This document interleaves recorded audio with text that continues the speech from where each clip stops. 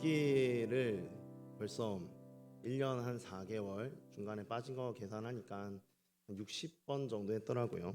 벌써 이제 마지막 부분에 왔는데 저는 벌써라고 느끼는데 여러분은 이제라고 느끼실 것 같습니다.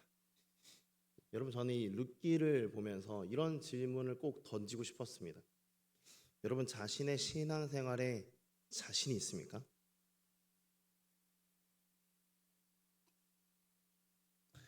여러분, 자기 신앙생활에 만족하세요? 신앙생활이라는 게 뭔지 몰랐을 때 저는 제 신앙에 별로 문제가 없다고 생각을 했습니다. 근데 신앙생활에 대해서 알면 알수록 뭔가 자신감이 사라지는 것 같아요. 만족도 물론 주님을 향한 만족은 있지만 나 자신의 신앙생활에 대한 만족도 많이 떨어지는 것 같고요. 알지 못했던 부분들을 발견하게 되니까 뭔가 부족하다는 생각이 많이 드는 것 같습니다. 특히 이 룻기를 마무리하면서 그런 생각을 더 많이 하게 되는데요. 이 짧은 책 안에 수많은 교훈들이 담겨 있었고, 특별히 보아스라는 사람과 루시라는 사람의 신앙 모범을 보면서, 그리고 간혹 나오미가 보여주었던 그 어떤 번뜩이는 신앙의 모습들을 보면서 어떻게 저렇게 할 수 있을까? 저렇게까지 하려면 얼마나 성장을 해야 될까? 이런 생각들을 많이 하게 되는 것 같습니다. 그리고 때로는 제 입술로 선포하고 나서도 도전조차 불가능하다라고 여겨지는 것들도 있다 보니까 때로는 이 만족은커녕 의욕조차도 사라지는 것 같은 느낌을 받을 때가 있었습니다. 여러분, 그런데 이런 생각들을 계속하다가 룻기를 마무리하면 좀 허무할 것 같은데, 오늘 본문에 보면 그러한 생각을 하고 있는 우리에게 마지막으로 제시되는 본문이 바로 오늘 이 본문입니다. 자, 그런데 이런 생각을 우리가 할 것이라는 것을 룻기 저자도 어느 정도 알았던 것 같아요. 그래서 오늘 본문을 읽어보면요, 물론 읽으면서 묵상하기란 참 쉽지 않은 본문이지만 이 본문을 저자의 의도대로 잘 묵상하게 되면 우리가 생각했던 그런 신앙생활의 자신감, 그런 문제들, 만족도, 이런 고민들이 사라지는 걸 경험하게 될 수 있습니다. 특별히 오늘 본문은 룻기의 결말 부분인데, 여러분, 식사를 하고서도 입가심을 잘해야 되겠죠. 그래야 상쾌하듯이 룻기 결말을 잘 마무리를 해야 됩니다. 자, 오늘 여러 가지로 오늘 말씀이 우리의 마음을 시원케 해주는 말씀인데, 같이 한번 이 말씀 네 가지로 나누어서 살펴보도록 하겠습니다. 첫 번째로 오늘 본문에서 우리는 주님을 바라봐야 된다라는 요청을 마지막으로 또 다시 한번 받게 됩니다. 자, 우리 18절을 한번 같이 읽어보시겠습니다. 시작. 베레스의 계보는 이러하니라. 베레스는 헤스론을 낳고. 아멘. 자, 보시다시피 18절로 시작되는 이 룻기 마지막 부분은 계보라고 되어 있는데, 계보는 족보라는 뜻입니다. 자, 특별히 누구의 족보를 다루느냐면 베레스의 계보를 다루고 있는데, 베레스라는 사람 아래로 이어지는 후손들의 이 계보는 우리에게 두 가지 역사적인 결말을 보여줘요. 첫 번째는 보아스의 가문의 결말입니다. 자, 18절과 21절을 다시 한번 보시겠어요? 베레스의 계보는 이러하니라. 베레스는 헤스론을 낳고. 자, 이렇게 해서 쭉 이어지다가 살몬이라는 사람이 나오죠. 살몬은 보아스를 낳았고, 보아스는 오벳을 낳았고. 자, 이렇게 보시다시피 보아스는 베레스의 후손입니다. 그렇기 때문에 베레스의 계보의 결말은 보아스의 계보의 결말이죠. 베레스 가문의 결말은 보아스 가문의 결말입니다. 이 계보를 통해서 보게 되는 그 결말을 통해 보아스 가문이 어떻게 끝났다라는 걸 볼 수 있는 거죠. 두 번째, 사사시대의 결말도 볼 수가 있습니다. 22절을 한번 보시겠습니다. 오벳은 이새를 낳고 이새는 다윗을 낳았더라. 자, 베레스 가문에서 누가 태어났느냐? 다윗이 태어났는데, 다윗은 아시다시피 왕입니다. 특별히 어떤 왕이냐면 사사시대를 끝내고 왕정시대를 시작한 그 왕정시대를 대표하는 왕입니다. 물론 사울이 먼저 왕이 되긴 했지만 인정받지 못한 왕이었고 최초의 왕이기 때문에 사사시대를 끝낸 왕이라고 할 수 있겠죠. 자, 그런데 오늘 보고 있는 이 룻기의 배경은 바로 사사시대입니다. 1장 1절에 이렇게 나와 있어요. 사사들이 치리하던 때에. 자, 이렇게 시작을 했거든요. 자, 그러니까 오늘 이 본문은 지금 이 본문이 담겨 있는 룻기, 이 룻기가 전개되고 있는 이 시대를 끝내는 결말의 역할을 하고 있다라고 봐야 됩니다. 자, 이처럼 이 본문 간단히 살펴보면 두 가지 역사적인 결말을 우리에게 보여주고 있는데 여기서 한 가지 의문이 있어요. 그 의문이 뭐냐면 왜 꼭 베레스의 계보여야 되냐는 거예요. 아니, 이 두 가지 역사적인 결말을 소개하는 건 맞는 것 같아요. 근데 왜 꼭 베레스의 계보여야 되냐는 거죠. 이유가 있잖아요. 왜냐하면 만약에 보아스의 가문의 결말을 보여줄 것 같으면 그냥 보아스의 계보를 소개해도 되잖아요. 보아스 가문의 결말은 보아스의 계보를 통해서도 충분히 보여줄 수 있고 또 사사시대의 결말도 마찬가지입니다. 보아스 뒤에도 다윗이 태어나는 건 마찬가지니까 그냥 보아스의 계보를 소개해도 될 것 같아요. 게다가 이 보아스의 이야기를 다루었던 룻과 보아스의 이야기를 다루었던 룻기에 베레스라는 사람은 사실 잘 어울리진 않습니다. 물론 중간에 한번 이름이 언급된 적은 있긴 하지만 룻기의 전체 내용은 베레스에 대한 내용이 아니고 보아스에 대한 내용, 룻에 대한 내용, 나오미에 대한 내용 이런 내용이잖아요. 그러니까 갑자기 마지막 결말인데 그래도 결말 중요한 부분인데 베레스라는 사람의 이름이 소개되는 게 사실 어색하단 말이죠. 자, 그래서 어떤 학자는 심지어 이런 이유 때문에 오늘 이 본문은 후대에 첨가된 거다. 원래 원본이 아니라고 주장하기까지 합니다. 물론 그런 학자의 견해는 저는 받아들이지 않습니다만 또 어떤 학자들은 심지어 이 본문은 뭔가 실수다. 룻기 원문에 있었다 할지라도 뭔가 좀 짜맞춘 것 같은 느낌이 든다. 이런 생각을 하는 사람들도 있어요. 역시 물론 그런 견해는 저는 별로 좋아하지는 않습니다. 자, 그렇다면 이렇게까지 학자들에게 반박을 당할 정도로 이 어색한 갑자기 등장하는 베레스의 계보 저자가 이런 걸 몰랐을까요? 읽다가 뭐야 갑자기 왜 베레스? 이런 생각을 가질 걸 분명히 알았을 것인데 그럼에도 불구하고 베레스의 계보를 이 룻기의 결말로 선택한 이유가 있습니다. 그것은 우리의 시선을 하나님에게로 옮기기 위해서예요. 이 계보가 우리의 시선을 하나님께 돌려주기 때문입니다. 여러분 한번 생각을 해보세요. 일단 벌써 이 베레스의 계보를 보는 순간 질문이 터져 나옵니다. 하나님, 왜 베레스예요? 벌써 우리 입술에서 하나님을 찾게 되는 일이 벌어집니다. 왜 베레스입니까? 벌써 성공했죠. 하나님에게로 시선이 돌려졌습니다. 그리고 또 한 가지, 이 베레스의 계보는 다른 의미에서도 우리의 시선을 하나님에게로 옮겨주는데 어떤 의미에서냐? 보아스의 시대에서 눈을 떼게 만들어주는 거예요. 지금까지 보아스라는 사람의 삶을 집중적으로 살펴봤습니다. 보아스와 룻의 삶을 집중적으로 살펴봤어요. 그런데 베레스의 계보를 보는 순간 우리가 한 발 뒤로 물러서서 조금 더 넓은 관점에서 이 시대를 바라보게 되는 거예요.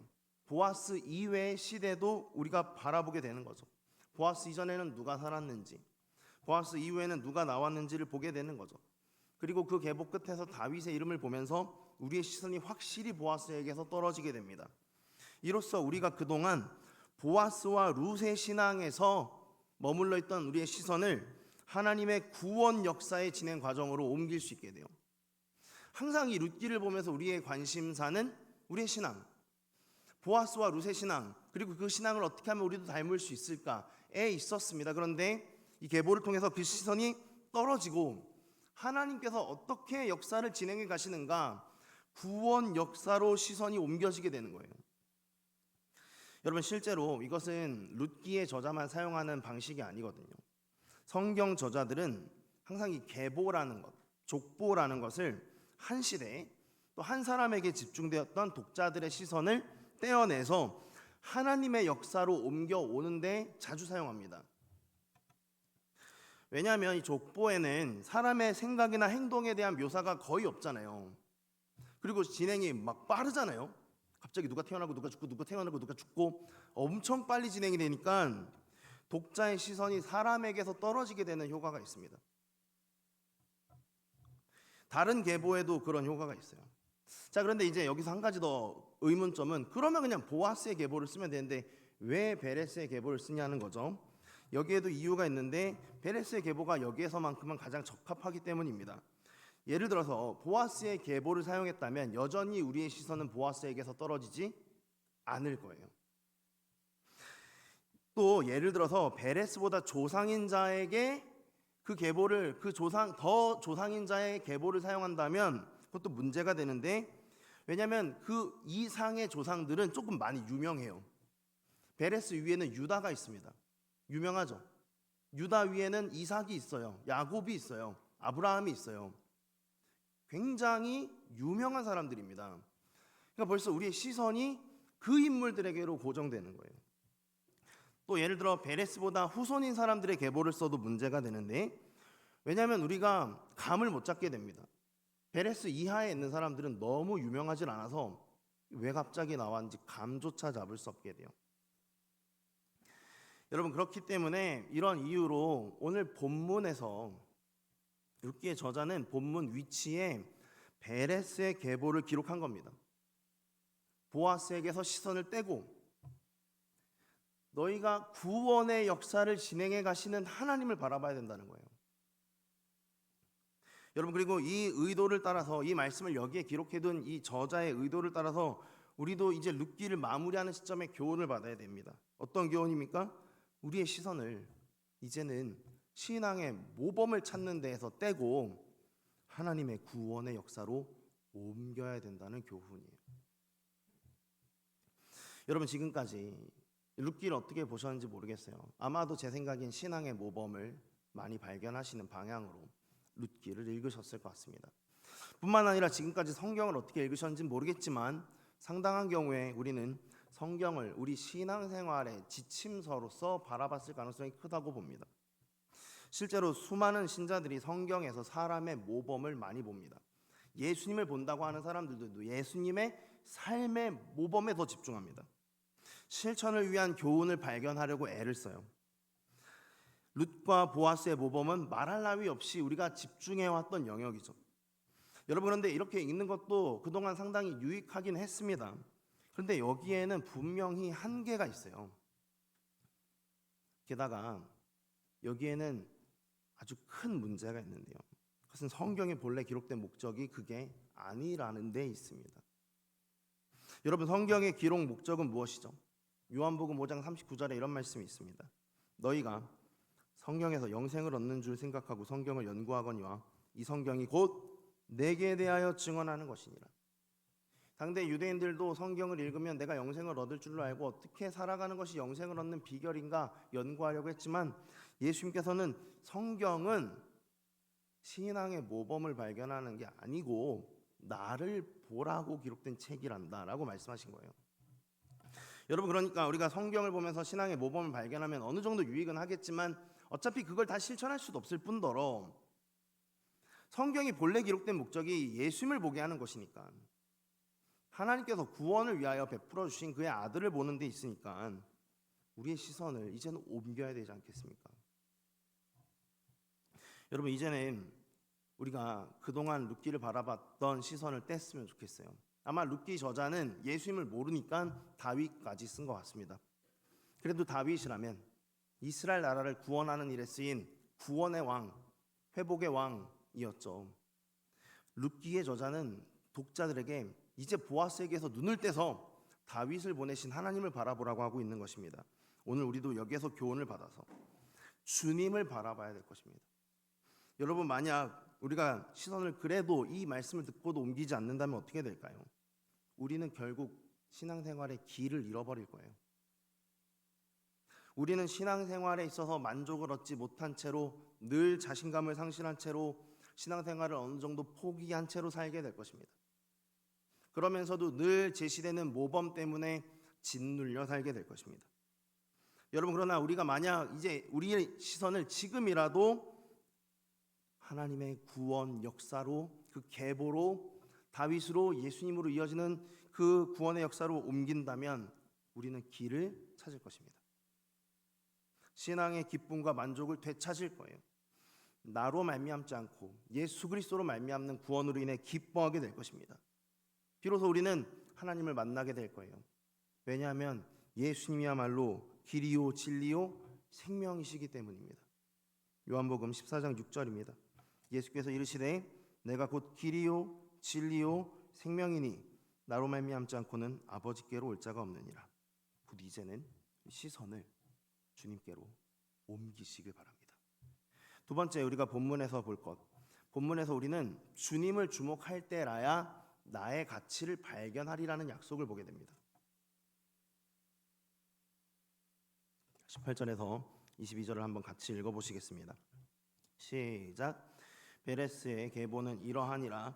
베레스는 헤스론을 낳고 헤스론은 람을 낳고 람은 암미나답을 낳았고 암미나답은 나손을 낳았고 나손은 살몬을 낳았고 살몬은 보아스를 낳았고 보아스는 오벳을 낳았고 오벳은 이새를 낳고 이새는 다윗을 낳았더라. 아멘. 제가 일부러 이름을 강조해서 읽었습니다. 이름이 꼭 두 번씩 나오죠. 몇 명, 두 명 앞뒤에 있는 두 명만 제외하면 두 번씩 나오고, 사실 베레스는 베레스의 계보니라 나왔으니까 사실상 다윗을 제외하고는 모든 사람의 이름이 두 번씩 나왔는데요. 여러분, 근데 이 계보, 그리고 이 계보뿐만 아니라 성경에 나오는 계보에는 아주 중요한 특징이 있습니다. 그것은 뭐냐면 그 어떤 인물도 두드러지지 않는다는 거예요.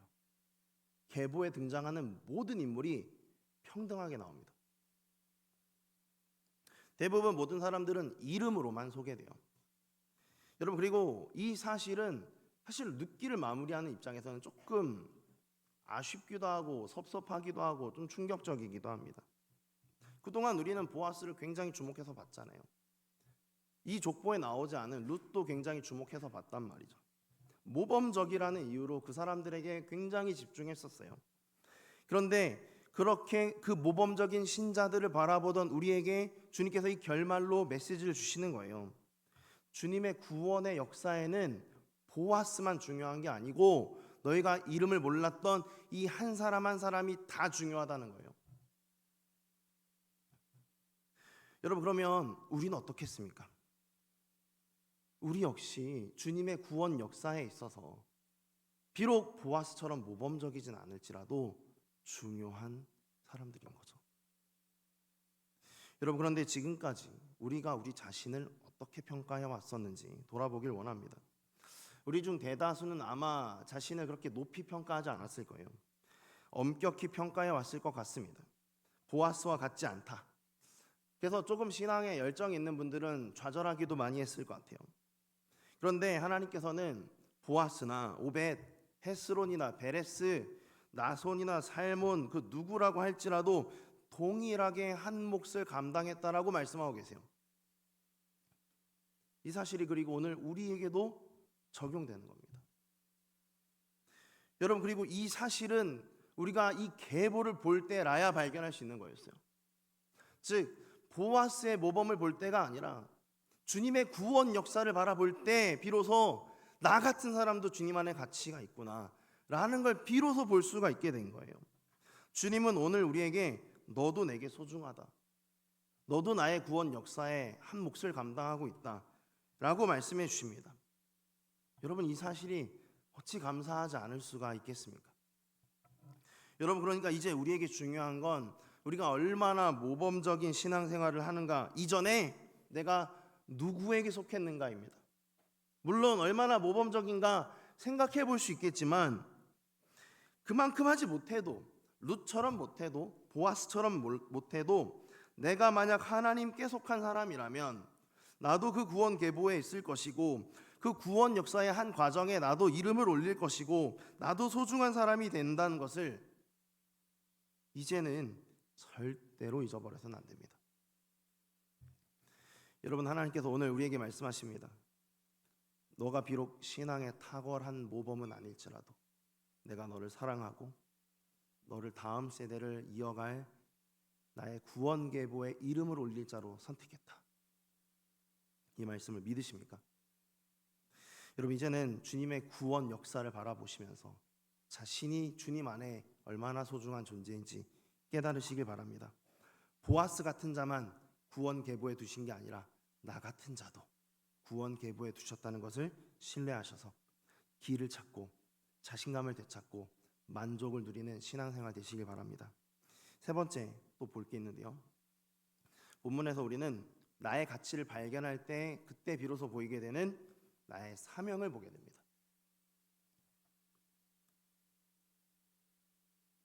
자, 18절에서 22절을 다시 한번 보시겠는데요. 이렇게 되어 있습니다. 베레스에게 보는 이러하니라. 베레스는 헤스론을 낳고 헤스론은 람을 낳았고 람은 암미나답을 낳았고 암미나답은 나손을 낳았고 나손은 살몬을 낳았고 살몬은 보아스를 낳았고 보아스는 오벳을 낳았고 오벳은 이새를 낳았고 이새는 다윗을 낳았더라. 사실 뭐 앞뒤에 약간 낳았고와 낳고의 차이 한글에는 있지만 원문에는 모든 사람에 대해서 똑같은 동사, 똑같은 형태로 낳았다라는 동사를 사용하고 있습니다. 무엇을 낳았습니까? 생명을 낳았죠. 다음 세대를 낳았어요. 신앙을 이어갈 후손을 낳았어요.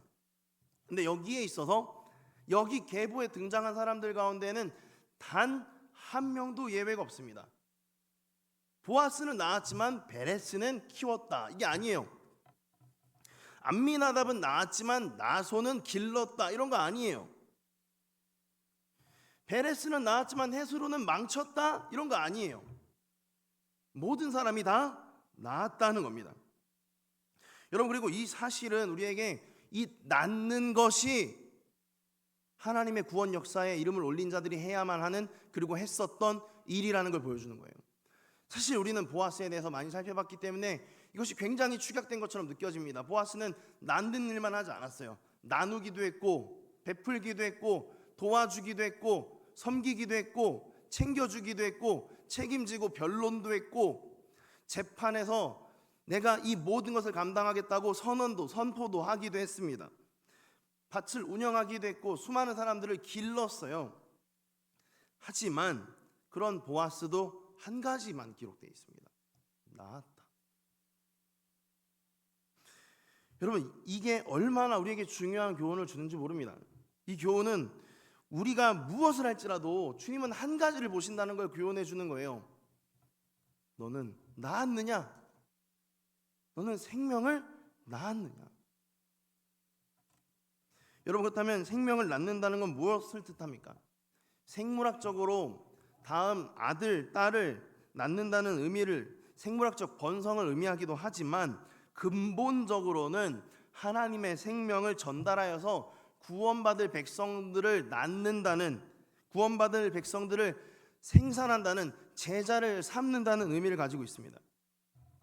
여러분, 이런 의미에서 지금까지 하나님께서 우리에게 기대하신 바는 딱 하나인 거예요. 낳았니? 생명을 낳았니? 여러분, 그런데 이런 점에서 우리는 그동안 무엇으로 내 사명을 생각해 왔는가?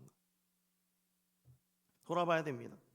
하나님께서 나를 이 땅에 보내신 이유, 나의 비전, 나의 소명, 나의 사명 무엇일까? 젊은 시절에 고민하지 않을 수 없습니다. 그래서 여러 가지들을 내 비전이라고 생각하고 살죠. 하지만 하나님께서 마지막 날에 반드시 물어보실 것은 이거 하나입니다. 내가 너를 제자로 삼은 이유는 제자로 너도 삼는 일에 동참하게 하려 하는 것이었는데 너도 제자 삼았니? 생명을 낳았니? 너 다음에 누가 있니?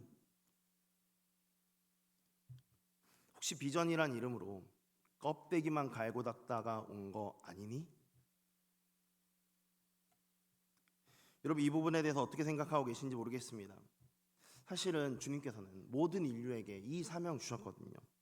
마태복음 28장 19절에서 20절은 특별히 우리 신자들에게 이 사명 주셨다는 사실이 기록되어 있습니다.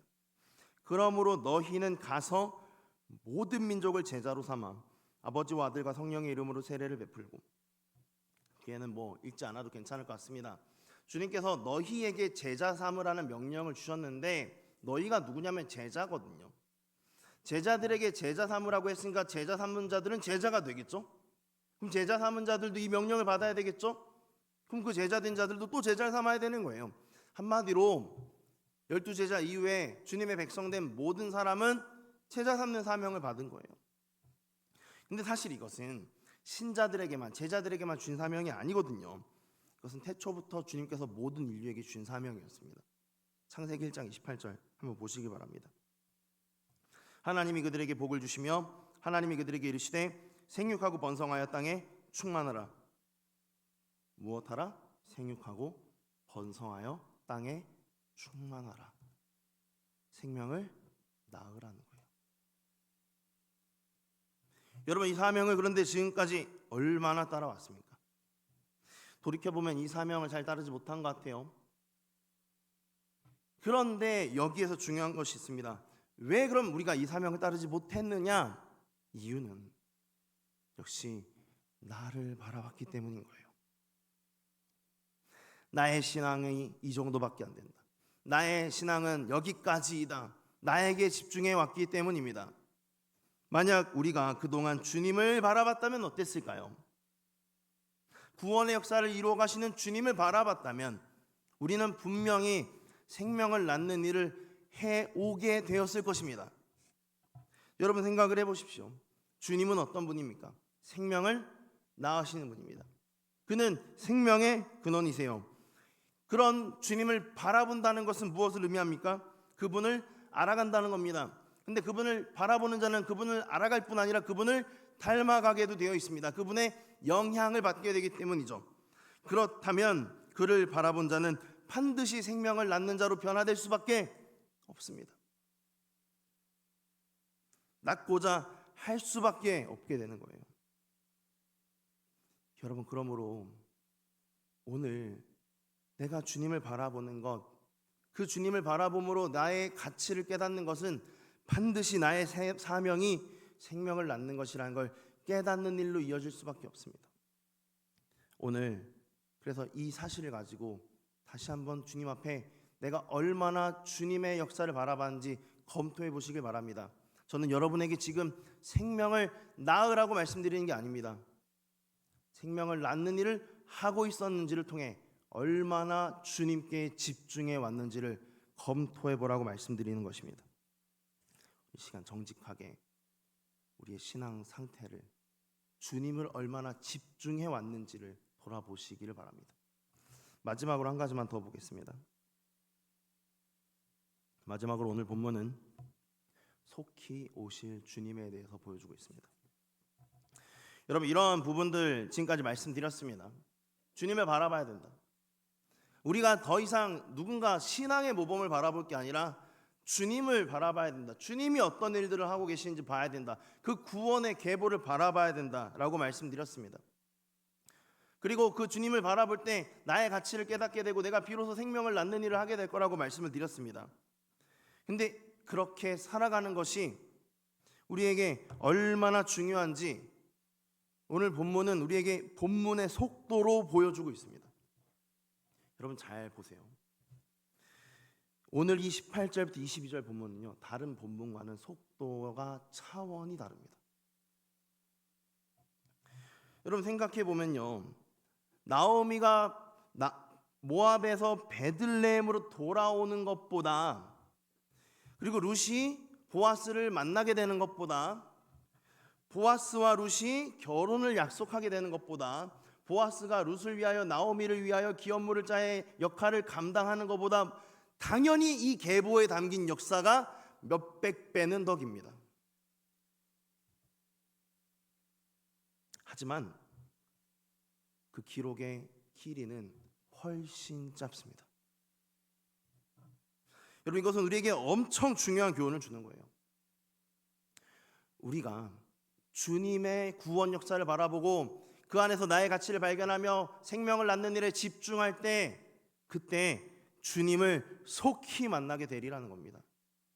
다른 것을 하면서 주님을 만나게 되는 게 아니라 이것이 내가 주님을 만날 수 있는 가장 빠른 길이라는 겁니다. 이 사실을 믿으십니까? 여러분, 저는 숱하게 노력해 봤어요. 이 계보를 묵상해 보려고. 어떤 분이 저한테 물어봤습니다. 목사님, 룻기 마지막 계보도 한 절씩 하실 건가요? 한번 해보려고 했습니다. 이 세상에 그렇게 할 수 있는 사람은 없어요. 있을 수도 있죠. 제가 너무 교만한 말을 했던 것 같습니다. 근데 저는 아니에요. 저는 못하겠더라고요. 너무 억지 같을 것 같았어요. 아무리 이 계보 자체로 묵상해 보려고 해도, 한 절 한 절 따라가려고 해도 내 눈이 금방 다윗까지 가는 거예요. 베레스의 계보니라 다윗. 아닌데, 난 생각을 좀 더 해야 되는데. 다시 다시 뭔가 숨겨진 하나님의 뜻이 있을 거야. 베레스의 계보. 다윗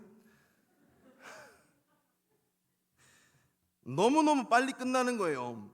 제가 룻기 다른 본문 다 가능했습니다. 근데 이 계보는 불가능했어요. 정확히 말하자면은 1장 첫 머리하고 4장 이 끝부분은 불가능했습니다. 1장 첫 부분에 사사시대에 흉년이 들었다, 순식간에 지나가는 이 본문에서, 그리고 마지막에 구원이 임하는 다윗이라는 왕이 임하게 되는 그 순간, 그 족보를 읽는 것은 도무지 천천히 묵상할 수 있는 본문이 아니었어요. 이것을 통해서 주님이 저에게 깨달음을 주셨습니다. 너가 너의 삶을 그렇게 천천히 묵상하고 음미할지라도 너를 향한 나의 구원은 급속히 임할 것이다. 내가 너를 구원하고자만 하면 너를 향한 구원은 누구도 막을 수 없을 정도로 속히 임할 것이다. 다만 너가 그것을 느끼지 못하고 있는 이유는 이 계보를 안 보고 있기 때문이다. 너가 맨날 사람들의 모범만 보고 있으니까 내 구원이 그렇게 속히 임한다는 걸 못 보고 있는 거다. 여러분, 우리 삶이 너무 고통스럽습니다. 쉽지 않은 삶이에요. 신앙으로 살면은 뭔가 해결된다고 해서 신앙생활을 열심히 해보려고 했습니다. 그러나 나아지는 건 없어요. 계속해서 반복해서 넘어지는 나의 모습을 보며 좌절하고 절망하고 실망해 왔습니다. 언제 이런 삶이 끝날까? 언제쯤이면 나도 괜찮아질까 고민하며 하루하루 힘겨워하며 살았습니다.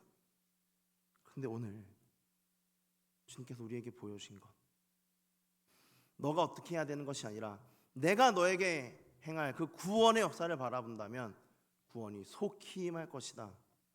이 교훈을 이제는 잊지 마시길 바랍니다. 오늘 이 시간 주님께서 우리들에게 주실 그 구원, 여러분 삶에 어떠한 고통이 있을지라도 그 무엇보다도 속히 임하게 될 줄을 믿습니다. 말씀 정리하겠습니다. 여러분, 오늘 우리는 룻기 마지막 부분을 보면서 계보를 마지막에 두신 이유, 특별히 베레스의 계보를 마지막에 두신 이유에 대해서 살펴봤습니다. 그동안 사람에게 집중해 왔던 우리의 시선을 하나님께서는 이 계보를 통해 주님의 역사로 옮길 수 있도록 기회를 주셨습니다. 그리고 그 기회를 통해 우리가 얼마나 주님의 역사 가운데 한 사람 한 사람 다 소중한 자인지 깨달을 기회를 얻었습니다. 그리고 그 역사 가운데 우리가 해야 될 것은 다양한 게 아니라 오직 생명을 낳는 것, 그거 하나뿐이라는 걸 보았습니다. 비록 그것이 힘겨운 삶이 될지라도 다시 한번 내가 무엇을 할지가 아니라 주님을 바라본다면 구원의 역사는, 주님의 임하심은 속히 이루어지리라는 것을 오늘 말씀을 통해서 살펴봤습니다.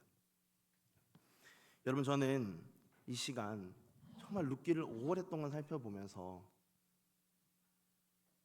제 마지막에 와서 이 사실을 말씀해 드리고 싶었어요. 모든 성경을 마무리하면서, 이 룻기라는 책을 마무리하면서 우리 주님을 바라보자. 그리고 사실 이 의미에서 오늘의 이 책이 룻이라는 걸 말씀드리고 싶었습니다. 왜냐하면 이 룻이라는 단어의 뜻은 우리의 영원한 친구 되시는 예수님을 뜻하기 때문입니다. 친구라는 뜻을 단어 이 룻, 사실은 보아스가 주인공인 것 같은데 룻이라는 사람을, 그 이름을 굳이 이 책의 제목으로 삼은 이유, 우리가 끊임없이 무엇인가를 바라봐 왔을지라도 마지막에는 그 룻을, 그 친구를 우리와 지금도 동행하시며 우리 가운데 역사하시는 주님을 바라봐야 한다는 것, 이 책 제목에 담겨 있다고 생각합니다. 오늘 우리가 주님 앞에 찬양하면서 나아갈 때 주님, 저와 함께 걸어주시고 제가 주님을 바라보게 해주시옵소서. 이런 다짐으로 주님 앞에 같이 고백하시면 좋겠습니다.